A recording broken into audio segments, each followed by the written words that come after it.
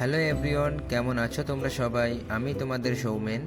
আর আজকে কিন্তু আমার বাড়িতে চালের কাজ হচ্ছে।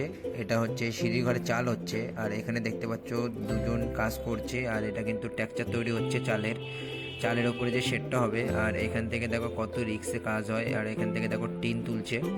তো টিনটা তুলতে কিন্তু অনেক রিক্স আছে। তো যারা কাজ করে তারাই জানে। এগুলোর জন্য আলাদা করে যারা কাজ রেগুলার করে তারাই পারে। হঠাৎ যদি কেউ করে তার হাত কেটে যাওয়ার সম্ভাবনা বেশি থাকে। তো এখানে দেখো দুই ভাই কিন্তু কাজ করছে আমার চালের সেটটা করার জন্য। আর এই দুই ভাইয়ের হাতের কাজ কিন্তু অসাধারণ। তো খুব ভালো কাজ করে এই দুই ভাই।